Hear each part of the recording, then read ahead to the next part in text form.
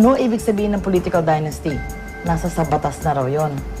Ibig sabihin, kailangan maglabas ng batas na nagsasabi kung ano ibig sabihin ng political dynasty. Ano nga ba ang dinastiyang politikal?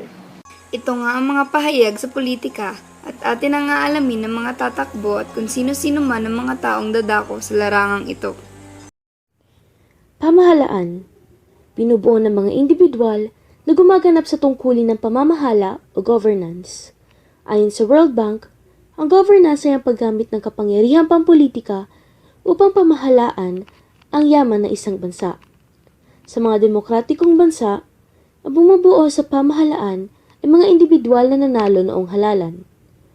Ang mga individual na ito ay kadalasang kasabi ng mga partidong pampolitika o minsan naman ay tumatakbong independent.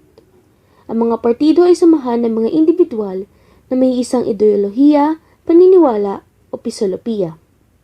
Maaari namang magkaiba-iba ang edad, kasarian, at katayuang panlipunan ng mga taong nasa loob ng isang partido. May kita rin na bawat partido ay may kanya-kanyang pananaw.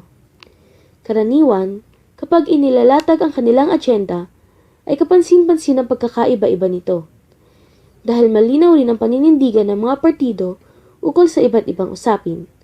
At dahil na rin dito, mas nagiging madali para sa mga mamamayan na mamili kung sino ang kanilang iboboto. Ang mga partido sa mga bansang demokratiko ay tumatalakay sa halalan at sa usapin ng serbisyong publiko sa isang komprehensibong paraan.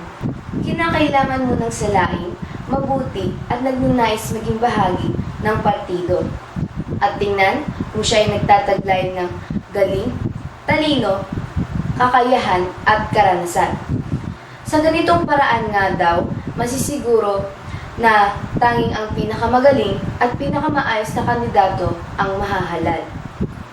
Ang pamahalaan ay may pinapatakbo na iba't ibang klase ng sistema. At malalaman natin kung ano ang mga sistema na ito sa pahayag ng mga ilang partido. Single party system. Ito nga ay tumutukoy sa grupo ng isa na ang individual ang mga nagpapasya o pumipili.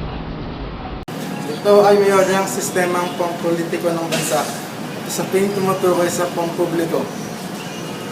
Sinasabi nga na ang multi-party system ay nagkakaroon ng paghihirap sa paggagawa ng mga aksyon, proyekto, at sa pagpaplano ng mga usaping pampubliko.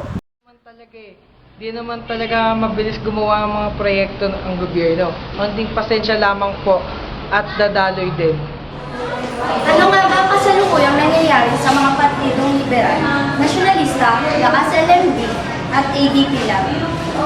Sa aming nasaliksik, isang puna sa kanila pinibigyang pansin ng karamihan partido. Ang pagpapanalo sa kanilang mga kandidato. Ayon sa sistema ng politika, malaki pa rin ang salig sa politiko, patronato at politika sa personalidad. Ngunit ang sabi din ng mga kritiko na hindi maganda ang imahe ng mga partido sa bansa. At nasaliksik din namin kapag nanalo sila, gusto rin na manalo ang kamag-anak na tumatakbo. At huling-huli nga sa ating kamera na ang padrino ay nagbibigay ng pera sa kliyente. Ano nga ba ang pahiwatig nito? Ito lamang ay ang pagbibili ng boto o loyalty ng kanyang kliyente. Bakit marami ngayon sa ating mga mamamayan ay nabibili na lamang kanilang mga boto o ang kanilang karapatan